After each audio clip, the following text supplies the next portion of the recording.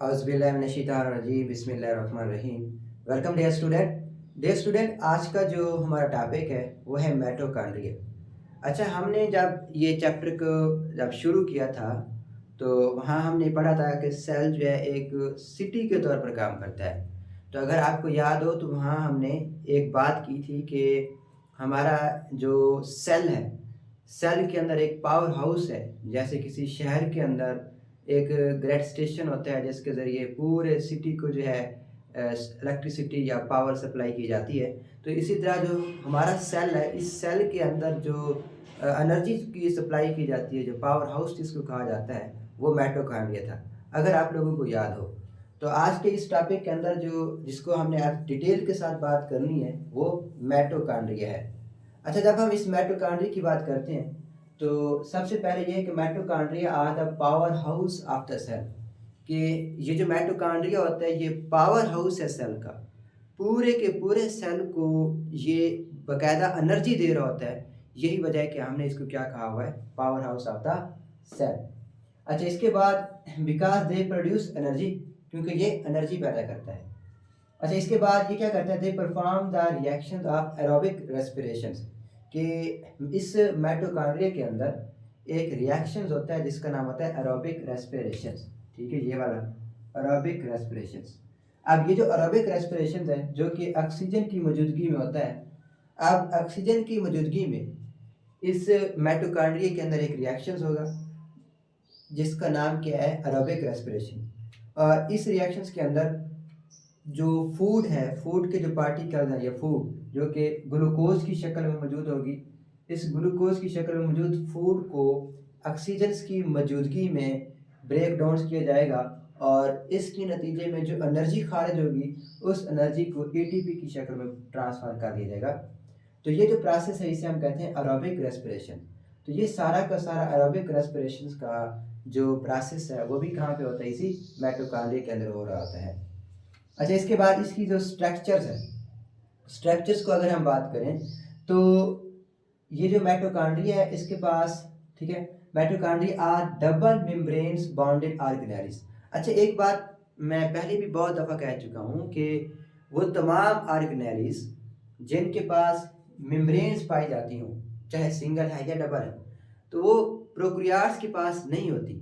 वो सिर्फ और सिर्फ यूकैरियोट्स के पास होती हैं।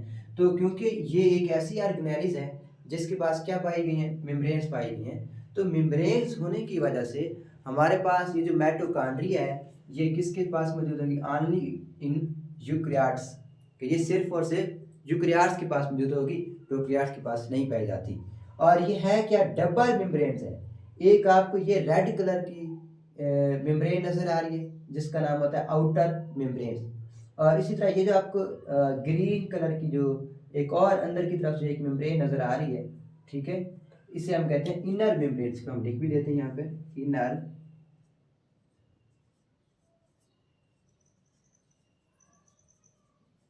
मेम्ब्रेन। तो ये इनर मेम्ब्रेन्स कहलाती है। आउटर मेम्ब्रेन, ये वाली आउटर मेम्ब्रेन्स है और अंदर की तरफ से ये जो सब्ज रंग वाली है ये कौन सी है, इनर मेम्ब्रेन्स है। अच्छा, इसके अलावा जो इसके अंदर एक स्ट्रक्चर पाई जाती है जिसको क्रिस्टिया कहा जाता है। अगर हम इस क्रिस्टिया की बात करें तो ये जो इनर मेम्ब्रेन्स है अंदर की तरफ इनफोल्ड होती है, यहाँ से ये देखें, और यहाँ से फिर फोल्ड हो चुकी है और यहाँ से फिर फोल्ड हो चुकी है। तो जहाँ से ये फोल्ड हो रही होती है इनर मेम्ब्रेन्स, उस इनर मेम्ब्रेन्स की जो अंदर की तरफ फोल्ड होना, उससे हम लोग क्या कहते हैं, क्रिस्टिया का नाम देते हैं। तो the outer membranes of mitochondria is smooth. अगर हम आउटर मेम्ब्रेन की बात करें तो वो स्मूथ सी है, हमवार सी, ठीक है। लेकिन अगर हम inner membrane forms many folds. लेकिन ये जो अंदर वाली ये मेम्ब्रेन है इसमें काफ़ी सारे अंदर की तरफ से इस तरह से जो है फोल्ड्स बने हुए होते हैं। इन फोल्ड्स होने की वजह से विच आर कॉल्ड क्रिस्टा, जिसको हम लोग क्या नाम देते हैं, क्रिस्टिया का नाम देते हैं, ठीक है। सिंगल क्रिस्टा और ज़्यादा हो तो फिर क्रिस्टिया का नाम देते हैं। तो ये हमने यहाँ पे लेबल भी किया हुआ, ये क्या है, क्रिस्टा। अच्छा, उसके बाद फंक्शंस क्या होता है इस क्रिस्टा का। तो ये क्या करती है, जब अंदर की तरफ बार बार फोल्ड हो रही होती है तो इससे जो इनर मेम्ब्रेन्स है उसका सरफेस एरिया जो है वो क्या हो जाता है, बढ़ जाता है। तो ये इसका फंक्शंस है। They increase the surface area for cellular respiration, ताकि माइटोकॉन्ड्रिया के अंदर जो सेलुलर रेस्पिरेशन का जो प्रोसेस है अमल है उसके लिए सरफेस एरिया को बढ़ाया जाए।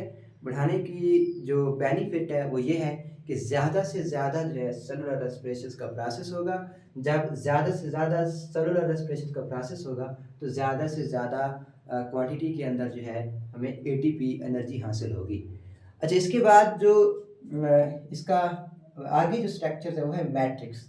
अच्छा, इसी के जो इनर मेम्ब्रेन्स हैं, आपको यहाँ पर कुछ ब्लैक कलर के अंदर एक फ्लूइड होता है, जेली लाइक फ्लूइड होता है माइटोकॉन्ड्रिया की इनर मेम्ब्रेन्स के अंदर।